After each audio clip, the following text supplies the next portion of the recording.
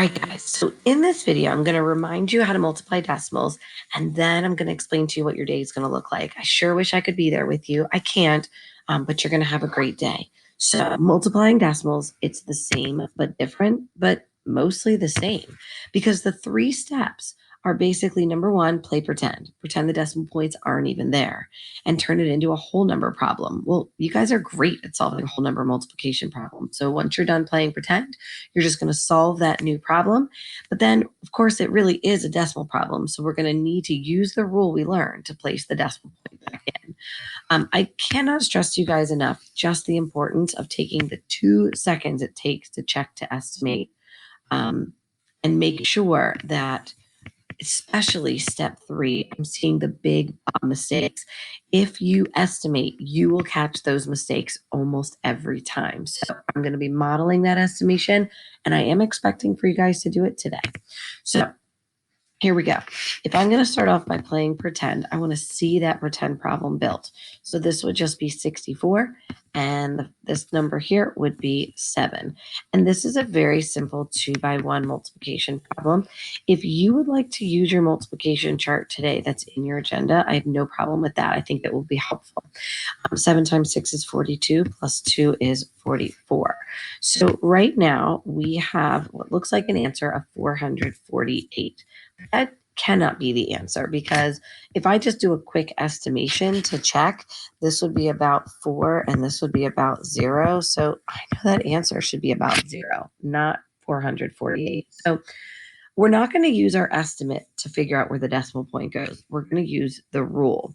The rule is to count all the digits that live in the Thuniverse in the problem. So this 4 lives in the Thuniverse. It's the 10th place. Zeros count as digits. So this 0 is also in the 10th place in the Thuniverse, and so is the 7. So I can see that there's 3 digits that live in the Thuniverse altogether in the problem.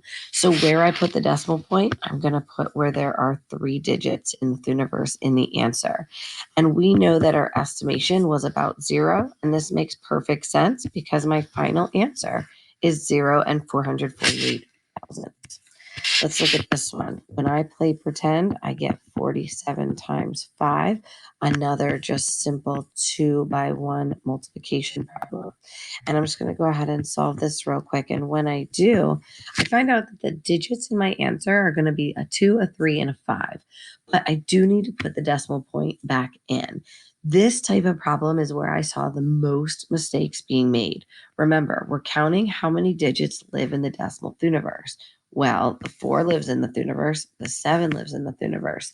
But a lot of you guys were telling me that the 5 also lives in the Thuniverse. That is not true. There is not even a decimal point with the number 5. That is just the whole number, meaning it's in the ones place. So the correct location would give me 2 digits that live in the Thuniverse, which would be right here between the 2 and the 3.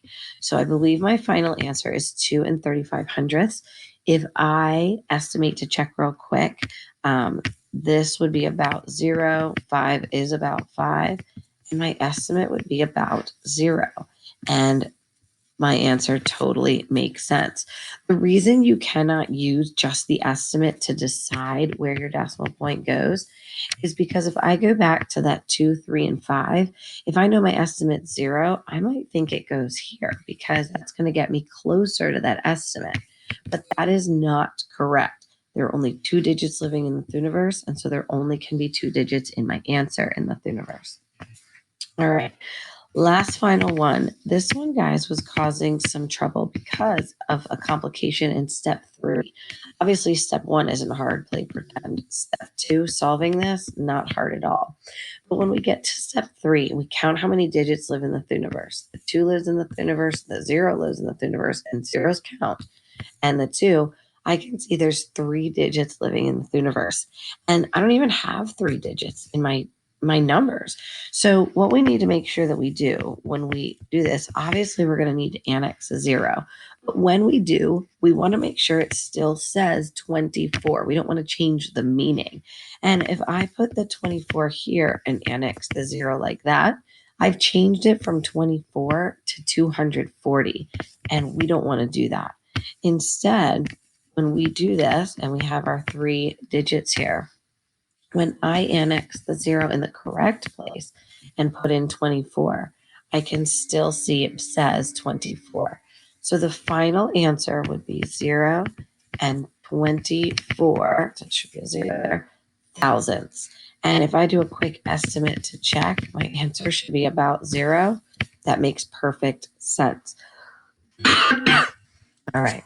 So, the last thing that I want to do with you right now is just show you what your agenda for today is going to look like.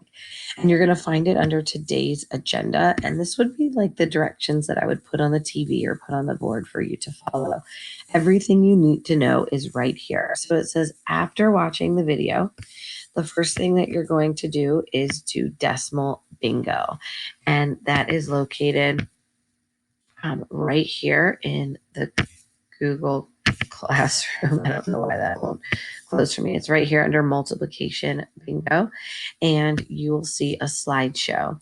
And in the agenda, it tells you to randomize the slides by following directions, check in every 2 questions, use scrap paper or dry erase. And it does tell you if you're using dry erase to be able to fit both questions on the board at once. So if you make a mistake in that first question, you didn't erase it. We want to be able to help you find your mistakes. And 2 bingos. Get 2 bingos and you move on to the next activity. The next activity is going to be the challenge activity, and that is also located in the Google Classroom under challenge. And it's clear in the agenda. Read directions carefully on the challenge paper in your packet, and you're going to check in every question. The next thing you're going to do is the multiplication of decimals breakout room. There is a paper in your packet for that, but there's also a link in the Google Classroom. It is called Multiplying Decimals Breakout Room, and it's going to take you to a Google site that looks like this. You're going to have your goal. You're going to have up here how to multiply decimals in case you need a reminder. And then up here at the top, there's questions A, B, C, D, all the way through question H. And on your paper in your packet, you have room to solve questions A through H. And what you're going to do is you are going to use the clues under the finished tab. So here under finished, you'll see the clues that you need to complete the center of the paper, and check in when you think you have the correct code. If you happen to break out, your final task today is a Freckle assignment. And that is also right here in the Google Classroom under Freckle assignment. So, guys, you have everything you need today to be successful. Again, I wish I could be there for you, but you have everything you need. Mrs. B will be a great help. Be patient, be understanding, and work hard. You can do it.